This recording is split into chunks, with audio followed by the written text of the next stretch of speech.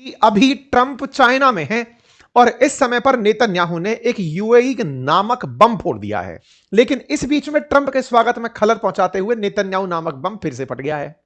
फटे कुछ यूं हैं कि ट्रंप कैसे बात करें इनसे जब मिडिल ईस्ट में समझौता ही नहीं हो रहा है। ऐसा मैं क्या कह रहा हूं? असल में ट्रंप के नेतन्याहू के ऑफिशियल अकाउंट से एक संदेश डाल दिया गया है। संदेश ये डाला गया है, मैसेज ये किया गया है कि सुनो, जब हम लोग ईरान पर हमला कर रहे थे उस समय पर मैं सीक्रेटली यूएई गया था और वहां के राष्ट्रपति से मिलकर आया था। इनसे कोई पूछे, तुमसे पूछा किसी ने क्यों बोल रहे हो इस बात को? आज का सबसे बड़ा सवाल यही है कि नेतन्याहू ने इस समय को क्यों चुना जब ट्रंप चाइना गए हुए हैं, आराम से सीज फायर चल रहा है, यूएई ने किसी से कुछ कहा नहीं, दोनों की कोई लड़ाई हुई नहीं। इजरायली प्रधानमंत्री ने यूएई के राष्ट्रपति से मिले, इस बात को ट्वीट पर डालना यह कहते हुए कि मैं सीक्रेटली मिला था। अरे ऐसा कैसा सीक्रेट जो तुमने पब्लिक खोल दिया? इसका मतलब कुछ तो बड़ा है। हेडलाइन बड़ी बन चुकी है। उन्होंने कहा मैं सीक्रेट विजिट पर गया था। यूएई क्या बोला? उसने कहा नहीं साहब, हमसे कोई मुलाकात नहीं हुई। मतलब ऐसा असमंजस कि एक देश का प्रधानमंत्री ऑफिशियल अनाउंसमेंट कर रहा है कि मैं यूएई गया था, उनके राष्ट्रपति से मिलकर आया था जब ईरान पर बम गोले फेंक रहे थे, और उस समय पर यूएई हाथ खड़ा कर कह रहा है कि नहीं, हमसे कोई नहीं मिला था। बड़ी विचित्र स्थिति है साहब। यूएई का डिनाई करना और नेतन्याहू का कहना, और वो भी उस समय जब बेचारे ट्रंप वहां बैठे हैं। मतलब ट्रंप इस समय नेतन्याहू को फोन पर कह भी नहीं पाएंगे कि अरे रुक जा भाई, कुछ तो बात आगे चलने दे, पहले बात शुरू हुई थी तब तुमने लेबनान पर गोले फेंक दिए थे, अब चाह क्या रहे हो? आज के सेशन में जिक्र करेंगे यूएई के लिए कितना बड़ा धर्म संकट है नेतन्याहू का यह बयान। नेतन्याहू का बयान नहीं एक बॉम्ब की तरह ट्रीट होना चाहिए। इसकी गहराई आज आप और हम डिस्कस करेंगे। पूरे मुस्लिम वर्ल्ड में जहां नेतन्याहू बायकॉटेड हैं, वहां पर यूएई में पहुंच करके यहां से हमले करवाने की बातें निकल रही हैं। चर्चाओं को जानेंगे तो पता लगेगा कि आयरन बीम हो, आयरन डोम हो, और तो और यूएई की धरती इस्तेमाल करके इजराइल ने ईरान पर हमले किए थे। इतने सारे सीक्रेट अब क्यों खोले जा रहे हैं? क्या इजराइल नहीं चाहता कि समझौता हो? इस बात के मायने तलाशते हैं। तलाशेंगे कि ईरान और यूएई का असल झगड़ा क्या है। तलाशेंगे कि यूएई और इजराइल की दोस्ती आखिर क्या है, इस दोस्ती में अमेरिका का क्या कंट्रीब्यूशन है, और इस बात के मायने क्या हैं कि आज नेतन्याहू ने यह बम क्यों फोड़ा। नेतन्याहू के इस बम की सुर्खियां बड़ी सुर्खियां हैं क्योंकि दुनिया कहीं और बिजी है। आइए हम इसका डिटेल एक्सप्लेनेशन देते हैं। जबरदस्त बात क्या है कि मिडिल ईस्ट के अंदर एक अलग तरह का खेला हो गया है। यूएई ने जैसे ही यह दांव खेला कि मैं तो गया था और वहां पर राष्ट्रपति शेख मोहम्मद बिन जायद से मिलकर आया था। यह ट्वीट है इजराइल प्राइम मिनिस्टर के ऑफिशियल हैंडल से 13 मई का। 13 से 15 तारीख के लिए ही ट्रंप चाइना गए, मैं बार बार याद दिला रहा हूं। प्राइम मिनिस्टर ऑफिस स्टेटमेंट है, in the mist of operation roaring lion prime minister Netanyahu secretly visited the UAE where he met with UAE president Sheikh Mohammed bin Zayed. This visit has led a historic breakthrough in relationship between UAE and Israel. आपने बहुत तगड़ा काम किया। मैं तो पहले तो ये वो वाली बात है जैसे अपन किसी दोस्त से कहते हैं कि सुन मैं तेरे को एक बात बता रहा हूं, किसी को मत बताना। उसको तो आपने कह दिया किसी को मत बताना, और आपने जग जाहिर कर दिया। मतलब सीक्रेट भी बोल रहे हो और ओपन भी कर दे रहे हो। चाहते क्या हो? समझो ध्यान से। ये रहा यूएई। ये वो यूएई है जिसने इस पूरे युद्ध में, 2 महीने के युद्ध में, ईरान से, इजराइल से कहीं ज्यादा बम धमाके झेले हैं। इजराइल पर 1400 हमले हुए हैं तो इस पर 2900 हमले हुए हैं। आप जानकर आश्चर्य करेंगे कि ईरान ने निशाना ही यूएई को माना है कि लो बेटा तुमको फोड़ेंगे हम। यूएई की अर्थव्यवस्था पर बुरा असर पड़ा है। अबू धाबी, दुबई, इनके हाल खराब हो गए हैं। यहां पर बड़ी मात्रा में इन्वेस्टर फरार हो रखा है। बाजार $500 बिलियन का स्टॉक एक्सचेंज गिर चुका है। टूरिस्ट गायब है। इंफ्रास्ट्रक्चर खरीदने वालों की हालत खराब हो रही है। ऐसी बात है कि मुस्लिम वर्ल्ड में यूएई बायकॉट कर दिया जाएगा। मतलब आप ऐसे समझिए कि यूएई मुस्लिम देशों में वो देश है जो इजराइल के साथ मित्रता रखता है। बड़ी मुश्किल 5 साल पहले इसने स्वीकार किया है कि हमको तुमसे प्यार है, लेकिन इस प्यार के इजहार से आपत्ति यह है कि समाज बहिष्कृत कर देगा इनके रिश्ते को। समाज कौन सा? जीसीसी कंट्रीज का समाज, जो आकर यूएई पर चिल्ला पड़ेगा कि तुम थे वो जिसके चलते ईरान हम सबको ठोक रहा था।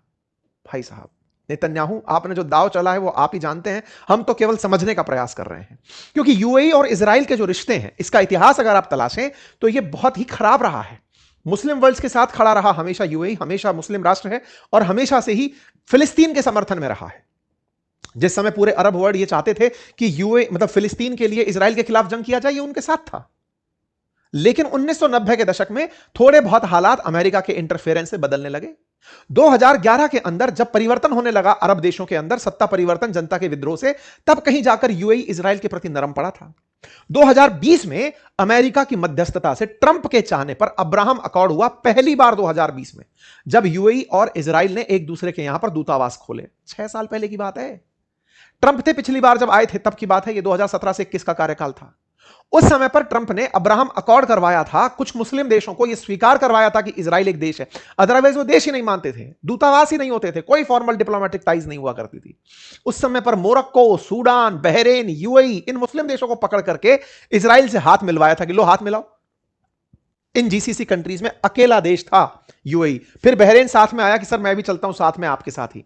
ये वो तस्वीर है, ऐतिहासिक तस्वीर, जब नेतन्याहू के साथ यूएई के विदेश मंत्री खड़े हुए हैं। और ऐसा होते ही 2020 में ईरान ने इनको भला बुरा कहा था कि देखला, पता चल गया तुम उसके साथ थे।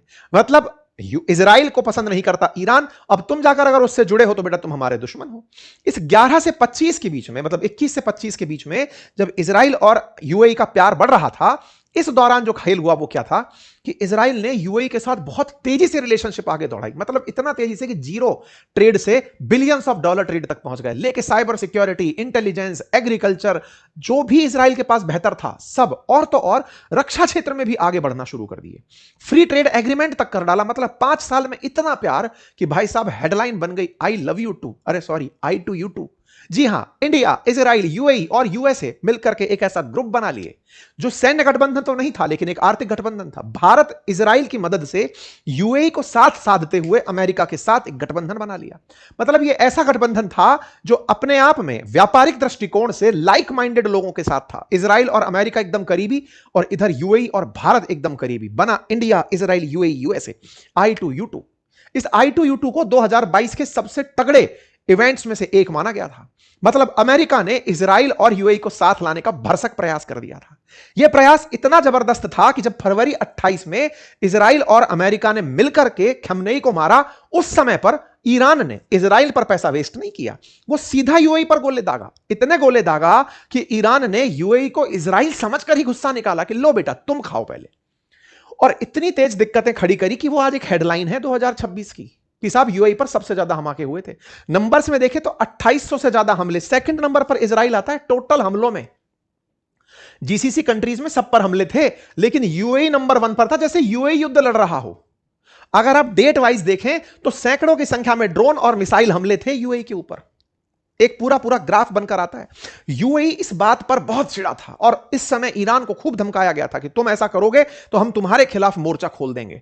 जनता को लगा कि यूएई कुछ कर नहीं रहा है। हमने पिछले सेशन में भी डिप्लोमेटिक डेस्क का जो डिस्कशन हुआ था पिछली बार, उस समय हमने ये सवाल पूछा था डिप्लोमेट्स से कि यूएई करता क्यों नहीं है कुछ। अब इजराइल खुद निकलकर बता दिया कि सुनो, उसने युद्ध लड़ा था हमारे साथ। भाई साहब ऐसा कैसा युद्ध कि आपके यहां से मिसाइल चल रही है, किसी को पता नहीं चल रहा है। गजब बात हो रही है। मतलब समझने वाली बात यह है कि यूएई और इजराइल का गठबंधन इतना टाइट हो गया था उस पूरे वॉर से पहले, जिसकी कल्पना मार्केट को हवा हवा में भी नहीं लगी। अब सवाल यह बनता है कि साहब यूएई इजराइल के साथ तो गया, लेकिन ईरान और यूएई के बीच में असल झगड़ा क्या है? झगड़ा अधिकांश इस दुनिया में जर जोरू जमीन से जुड़ा है साहब। यहां पर जमीन का मसला था। जमीन कैसी? असल में यह जो स्ट्रेट ऑफ हॉर्मुज है ना, इस स्ट्रेट ऑफ हॉर्मुज में एक तरफ ईरान, एक तरफ यूएई खड़ा है। बीच में छोटू सा टुकड़ा ओमान के पास है। ओमान की कोई वैल्यू करता नहीं है कि तुम छोड़ो कोई तुम्हारी वैल्यू नहीं है। इस पूरे स्ट्रेट ऑफ हॉर्मुज में बहुत सारे आइलैंड हैं और आईआरजीसी ने, ईरान ने उन्हें दम पर पकड़ के रखा हुआ है। ऐसे ही इसके बिल्कुल पर्शियन गल्फ के बीच में 3 आइलैंड हैं। एक का नाम है लेसर टुनब, दूसरे का नाम है ग्रेटर टुनब और तीसरे का नाम है आबू मूसा।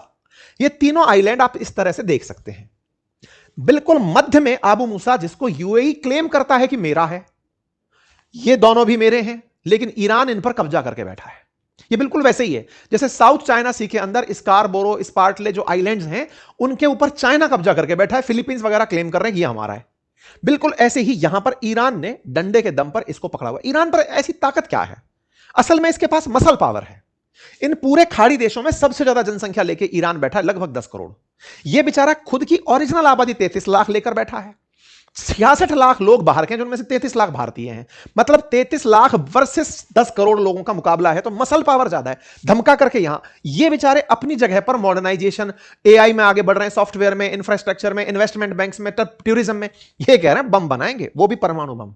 तुम सबको नचाएंगे। यानी कि एक तरफ यहां पर बहस छिड़ी हुई है कि कौन ज्यादा बड़ा डंडा लेकर खड़ा होगा, ये कह रहे हैं कि कौन ज्यादा इंटेलेक्चुअल बनेगा। आज पहली बार इंटेलेक्चुअल को मार खानी पड़ रही है भीड़ से, और वो जो भीड़ है उसने इनके यहां पर कई तरह की मुसीबतें खड़ी करी। इनने कहा कि सुनो, हम दिमाग लगाएंगे, पैसा हमारे पास बहुत है, इजराइल को साथ लाएंगे। इजराइल इनके लिए एक वो है, मशाल है कि 1 करोड़ की आबादी वाला देश जिसने इसको यहां बैठ करके यहां पे निपटाया है। तो बोले एक काम करते हैं, इसके साथ दोस्ती करते हैं। यूएई और इजराइल की दोस्ती हो जाती है। इन 3 आइलैंड के मामले में एक नेचुरल राइवलरी, और दुश्मन का दुश्मन दोस्त होता है। इसी के चलते ईरान ने यूएई का फायदा उठाया कि लो बेटा तुम्हें ठोकेंगे। इजराइल इसे यूएई ने बचने के लिए क्या किया हुआ था, अपने पास में बकायदा अल दफरा एयरबेस बना के रखा हुआ है, अमेरिकी सेना को बिठा के रखा हुआ है कि सुनो तुम यहीं बैठोगे, अगर तुम्हारे चलते कभी हम पर नुकसान हुआ तो हमारी रक्षा करोगे। तो कुल मिलाकर के ये सारे कारण बनकर आए जिससे ईरान और यूएई की दुश्मनी बाहर आई। रही सही कसर अब्राहम अकॉर्ड ने पूरी कर दी। अब्राहम अकॉर्ड जिसको दुश्मन मानता था ईरान। अब ईरान की दुश्मनी के पीछे के कारण को आप ऐसे समझो कि 1 मई के दिन रिवील होता है कि इजराइल ने आयरन डोम सिस्टम दिया था इंटरसेप्ट करने के लिए। पहले एक रिपोर्ट के नाम पर बाहर आता है टाइम्स ऑफ इजराइल में, बाद में तो यह पुख्ता हो जाता है कि आयरन बीम और आयरन डोम। आपको बता दूं मैं, इजराइल पर जितने भी हमले होते हैं उसको बचाने वाला आयरन बीम और आयरन डोम होता है। उसका एक सुरक्षा कवच है, अभेद है, जिसके ऊपर कोई हमला नहीं कर पाता। कोई भी मिसाइल चलकर आती है, पहले रडार पकड़ लेता है, हवा में मार देता है, खत्म। इसकी जानकारी ऑफिशियली 12 मई को बाहर निकल कर आई है। पहली बार ऑफिशियली यूएस ने कंफर्म किया कि साहब इजराइल ने आयरन डोम भेजा था यूएई को, आयरन बीम और आयरन डोम, उससे यूएई की सुरक्षा हो रही थी।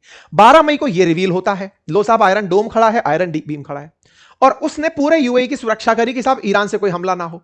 मतलब इजराइल यूएई को सुरक्षा दे रहा था। यूएई ने सीक्रेटली ईरान पर हमला भी किया था, यह रिपोर्ट भी 12 मई को बाहर निकल कर आती है। मतलब ऐसी खबर जिससे पता चलता है कि ये जो तनूर, ये क्या बोलते हैं, ईरान की लवान में एक रिफाइनरी है, उस रिफाइनरी को यूएई से हमला करके निशाना बनाया गया था। आपको क्या लगता है, ये सीक्रेट रिपोर्ट के नाम पर वॉल स्ट्रीट जर्नल जैसे अखबार, टाइम्स ऑफ इजराइल जैसे अखबार जो जानकारी छाप रहे हैं, क्या ईरान नहीं पढ़ता है इनको? ईरान पढ़ रहा है कि बेटा यूएई तुमने हम पर हमला किया था, पहले हम तुमसे कह रहे थे तुम हमला मत करना, अदरवाइज हम तुम पर हमला करेंगे। मतलब कुल मिलाकर इजराइल ने अब अपनी जगह इजराइल यूएई को पुट कर दिया है कि लो बेटा तुम झेलो युद्ध को, क्योंकि ईरान तो पहले कह चुका था अपनी जगह का हम पर हमले में इस्तेमाल मत करना। तो भाई अब खुलकर सामने आ गया है कि यूएई ने हमला किया था। यूएई ने हमला किया था, इसका मतलब समझ रहे हैं? इसका मतलब है कि अब ईरान के निशाने पर ऑफिशियली यूएई आकर खड़ा हो गया है, मारो इसको। भाई साहब एक बात बताओ, ऐसे समय पर क्यों आ रहा है जिस समय पूरा स्टेट ऑफ हॉर्मुज स्टेक पर लगा हुआ है? क्यों भाई आपने इनके हाल खराब करके? आप सोचो, ईरान के युद्ध के चलते $120 बिलियन का Dubai Abu Dhabi stock market crash मार गया था। ऐसे में इनका क्या बयान है? ये कह रहे हैं साहब हम नहीं मिले थे, हमारी कोई मुलाकात नहीं हुई थी। सब सुनो ना इस प्यार को, मतलब प्यार और वार कहां छुपता है? आपका इनसे प्यार था, ये तो साफ दिख रहा है। आयरन बीम खड़ी है, इजराइल आज तक नहीं दिया किसी को। आयरन डोम खड़ा है, आज तक नहीं दिया किसी को। आपसे उनकी रिफाइनरी पर गोला चला दिया, तो डरना काहे का? अरे जब प्यार किया तो डर काहे रहे हो? कहो कि हाँ मिले थे हम। ये मिले थे इनसे, ये अनाउंस कर दिए हैं। मतलब खुल्लम खुल्ला प्यार करेंगे, बताओ दुनिया वालों को। भाई साहब ये प्यार ट्रंप को भारी पड़ रहा है कि सुनो यार मान जाओ। यूएई वाले कह रहे हैं सर नहीं सर हम नहीं मिले थे, सर हम नहीं मिले थे। यूएई अपनी तरफ से साफ सफाई देने में लगा हुआ, बिजी, अखंड बिजी। देखिए साहब यहां पर दे रखा है सपोर्ट, रिपोर्ट आ रखे हैं, स्टेटमेंट आ रखे हैं। नहीं नहीं नहीं, कोई इजराइल से हमारा कोई डेलीगेशन फेलीगेशन नहीं मिला था। क्यों भाई यूएई वालों, किस किस को साध रहे हो? इजराइल को साध रहे हो, ईरान को साध रहे हो, फंस जा रहे हो, साध नहीं पा रहे हो। क्या इस बात पर यूएई नाराज होकर इजराइल के खिलाफ कोई एक्शन लेगा? नहीं ले सकता। प्यार में बहुत आगे बढ़ चुके हैं भाई, डोम डूम खड़े हो गए हैं, हमले हो चुके हैं। अब तो यूएई को खुलकर आना ही पड़ेगा, कहना पड़ेगा ठीक है कबूल है, आज नहीं तो कल बोलना पड़ेगा। लेकिन ट्रंप हालत खराब कि सुनो यार ये कहां नया मोर्चा खोल दिए हो? तुमसे पहले भी कहा था समझौता होने दो, इस्लामाबाद वार्ता हो रही थी तब तुम लेबनान पर गोला मार दिए थे। है इंटरेस्टिंग कहानी। इस पर ईरान की क्या प्रतिक्रिया? ईरान ने कहा माफ नहीं करेंगे यूएई को। आ गया अराक्ची का बयान। अराक्ची इंडिया आए हुए हैं, उन पर सेशन लेकर आ रहे हैं, जल्दी आप तक साझा करेंगे। ईरान ने कहा है कि हम यूएई को माफ नहीं करेंगे। Netanyahu has now publicly revealed what Iran security services long ago conveyed to our leadership. हमारी लीडरशिप को पहले ही हमारी सिक्योरिटी सेवाओं ने कह दिया था कि इजराइल ने यूएई की मदद करी है। कोई मान नहीं रहा था, लेकिन नेतन्याहू ने पब्लिकली कह दिया है। और दुश्मनी जो है ग्रेट पीपल ऑफ ईरान के साथ वो एक गलत दिमाग का गैम्बल है, हम माफ नहीं करेंगे। भाई साहब अब आपके दिमाग में सवाल बनेगा कि हे प्रभु, नेतन्याहू ने यह सब क्यों किया? कई कारण है। इन दिनों, बीते दिनों हुआ यह है कि नेतन्याहू को हाशिए पर डाल दिया गया। ट्रंप बातचीत ही नहीं कर रहे हैं, कोई इजराइल से पूछ ही नहीं रहा है। ट्रंप ईरान की बातचीत चल रही है, इजराइल को टेबल पर ना तो इस्लामाबाद वार्ता में बिठाया गया, और खुद सीबीएस न्यूज को इजराइल इंटरव्यू देते हुए कहते हैं, नेतन्याहू कहते हैं कि पाकिस्तान जैसे कुछ देश हैं जो बोट फार्म चलाते हैं हमारे खिलाफ माहौल बनाने के लिए, ताकि अमेरिका और इजराइल के संबंध खराब किए जा सके। तो नेतन्याहू ने यह बताने के लिए कि दुनिया वालों, केवल मुझे बदनाम मत करो, और भी हैं इस युद्ध में शामिल लोग, क्यों कह रहे हो कि मैं युद्ध कर रहा हूं? मतलब इजराइल अकेला नहीं है, यह संदेश देना नेतन्याहू की चाहत थी। प्लस ईरान को इनडायरेक्ट वार्निंग देना कि सुनो, तुम्हें लगता है कि तुम अमेरिका से दोस्ती कर लोगे, हमें काउंट करना मत भूल जाना, हम भी हैं इस पिक्चर में। और हर बार जब जब समझौते की बात होती है, मैं निकल कर आता हूं, या तो मेरा बम आता है या संदेश आता है। और तीसरी सबसे बड़ी बात, इन दिनों क्या हो रहा है, नेतन्याहू के साथ खुद की लोकल पॉलिटिक्स में इस तरह की रार चल रही है कि नेतन्याहू ने युद्ध थोपा है इजराइल पर, जबकि नेतन्याहू लंबे समय से है, उनका एजेंडा चलता आ रहा है। खुद को कैंसर हुआ, सोचा पहले मैं नहीं मरूंगा, खमनेई को मारूंगा, तो साहब खमनेई को हटा है। खुद का कैंसर सही हो गया, फिर से बाहर आ गए। तो भाई साहब, कुल मिलाकर घरेलू राजनीति हो या इंटरनेशनल, नेतन्याहू शांति से बैठने वाले आदमी नहीं है। अब सवाल है, यूएई इनकार क्यों कर रहा है? क्योंकि उससे टेंशन यह है कि जीसीसी कंट्री उसे बायकॉट ना कर दें। जो अब तक सब यूनिफाइड होकर स्टेटमेंट देती है, कुछ अलग ना हो जाए। वैसे यूएई ऑलरेडी ओपेक से बाहर आ चुका है, ऑलरेडी वो अपने रास्ते अलग ले चुका है, सऊदी से झगड़े साफ हैं, पाकिस्तान से कर्जा वापस मांग चुका है, तमाम चीजें हो चुकी हैं। लेकिन सवाल बड़ा रोचक हो चुका है कि इस इजहार में भविष्य क्या है। आप लोगों को क्या लगता है, जरूर